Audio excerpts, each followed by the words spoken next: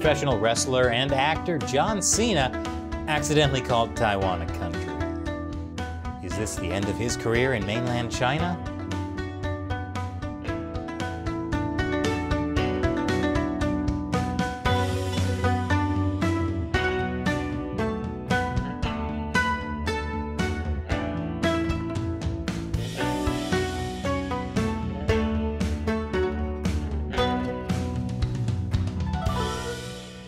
Welcome to Giant Uncensored. I'm Chris Chappell.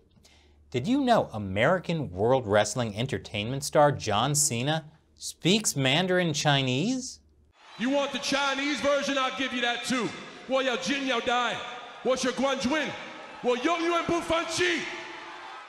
Like a lot of people who want to get a foothold in the China market, John Cena began learning Mandarin years ago. Here he is in 2016 introducing WWE in mainland China. 请允许我告诉你们，一点关于 WWE。WWE 生意跟爆曝光率都在中国，以前不大，我认为这是坏事。 But the problem with pandering to the China market is sometimes you have to pander to the China market. And that can get complicated when part of the China market is Taiwan. On May 8th, John Cena did a promotional interview on Taiwanese television to promote the upcoming film Fast and Furious 9 and its world premiere in Taiwan. 台湾是第一次国家看到速度与激情9。 I know, you're shocked. There's going to be a Fast and Furious 9. How many of those freaking movies are they going to make? How do you outdo a submarine car chase? Also shocking, John Cena just called Taiwan a country. 台湾是第一次国家。 And now John Cena is being canceled in mainland China because inadvertently referring to Taiwan as a country instead of a region one time in a language he's just learning to speak is enough to spark outrage among mainland China's butthurt online commentators. You know who you are. You're the ones writing angry comments below this video right now. But before you do, let me just say one thing. Taiwan is a country. It has its own independent democratic government. It was never part of the People's Republic of China. Taiwan is a country. There, now you can finish writing those angry comments. But unlike me, John Cena still has dreams of being in the China market. And that's why instead of defending his comments, he apologized. 你好，中国，这是叫西呢。我必须说，现在，在《速度与激情》中，我做很多采访，很多，所以在一个采访，我有一个错误，我必须说，现在就是很重要，我爱更尊重中国跟中国人。 我很抱歉对我的错误，对不起，我很抱歉，你必须了解，我很爱、很尊重中国跟中国人，不好意思，再见。 John Cena is not afraid to take on Vin Diesel man to man, but he sure whistles out when it comes to the China market.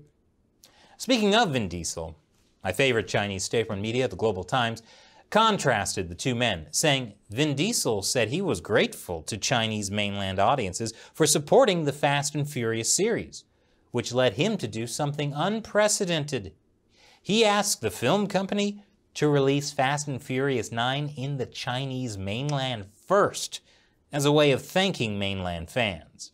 Hey, my brothers and sisters in China. Wo shi Vin Diesel. Finally, I am here. So now, Fast and Furious 9 opens in mainland China first, instead of Taiwan. Although, technically, that's because Taiwan closed theaters due to a recent spike in COVID-19, a plague that came from mainland China, like political correctness. Speaking of the plague of political correctness, this brouhaha over John Cena's comments are part of a long-standing problem for anyone who wants to do business in the China market. It's one of the strongest tactics used by Chinese state-run media to manipulate public opinion or put pressure on brands and businesses. Back in 2016, Ziyu, a Taiwanese member of the famous K-pop group Twice, was seen waving the ROC flag on a television show. And then her agency, JYP Entertainment, allegedly coerced her into publishing an apology video. 中国只有一个，海峡两岸是一体的。我始终为自己是一个中国人而感到骄傲。 Wow, that looks sincere. Interestingly enough, that controversy happened right before Taiwan's 2016 elections. The forced apology video didn't really help cross-strait relations. Taiwan election analysts have said the issue may have contributed as much as 1 to 2% of the electorate's vote to Ms. Tsai, whose DPP traditionally backs independence for the self-governed island. And the list goes on. Taiwanese actress Vivian Sung issued an apology after being caught calling Taiwan her favorite country in an old interview. Zara apologized for simply listing Taiwan as a country on its website. More recently, in 2020, 2 virtual Japanese YouTube hosts were suspended from live streaming for 3 weeks by their talent agency. The suspension came after the pair included Taiwan on a list of countries that had contributed the most to their subscribers and displayed Taiwan's national flag. So even virtual animated people can be canceled for calling Taiwan a country. A South Korean variety TV show was also boycotted by Chinese viewers for showing a Taiwanese flag on a game board posted next to a Chinese PRC flag. Apologizing to China has almost become the norm over the years for everyone in the entertainment industry. Very few people can stand up to that kind of pressure. Except for me, of course. But the trick is, I'm not very entertaining. But what actual market impact have John Cena's comments had? I'll tell you after the break. Welcome back.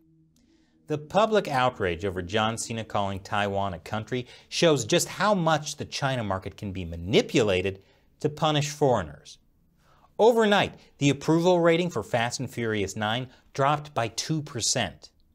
Before, it was predicted that the final box office of Fast and Furious 9 could reach 2.3 billion yuan.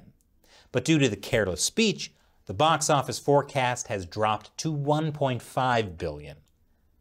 As other articles put it, Fast and Furious 9 villain John Cena speaks Chinese well, likes Lao Ganma, yet supports Taiwan.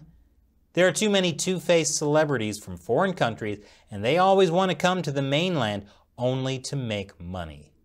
Their friendly behavior towards China is not sincere. Even after John Cena's apology, some Chinese people just didn't buy it. You better say, in Chinese, Taiwan is part of China, or else we will not accept your apology. I'm gonna pass out. In Taiwan, he says Taiwan province is a country. In the mainland, he says he respects Chinese people. How two-faced. I don't understand why Chinese people should tolerate him.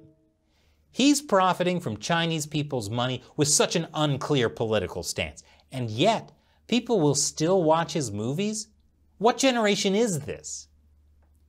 Of course, there were some people who focused on educating the pro-wrestler. Remember, from now on, Taiwan is part of China. Hong Kong is part of China. They were never independent countries. I applaud you for your fast and serious response and standing up to admit your errors. If you could record yourself saying Taiwan is part of China, that would be even better. I hope you enjoy China and can spend more time understanding China. Well, I'm sure he understands China much better now, after seeing how one sentence has nearly jeopardized the access to China he's worked so hard for. John Cena is the perfect example of what happens when optimistic foreigners think they can have a future in the China market. You spend years learning the language and building relationships. But it's always a ticking time bomb. And John Cena's day just happened to come. And And this is actually a gift to the Chinese Communist Party. They don't really care what John Cena said. You can't offend this man. It's just an opportunity to make a famous foreigner get down on his knees and beg. And it's a lesson to other foreigners to toe the party line. And now, it's time for me to answer a question from you, viewers who support China Uncensored by contributing through the crowdfunding website Patreon. Aladdin Masick asks, if Xi Jinping was to die from natural causes, what would happen to the CCP? Continue as normal or a 180? Xi Jinping's death would mean what for China? Interesting question, Aladdin. This has been a topic of much debate.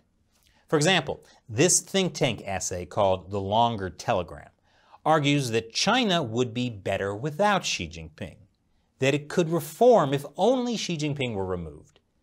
That is stupid. I'm not defending Xi Jinping. He's done some very bad things, like lock up Uyghurs in concentration camps.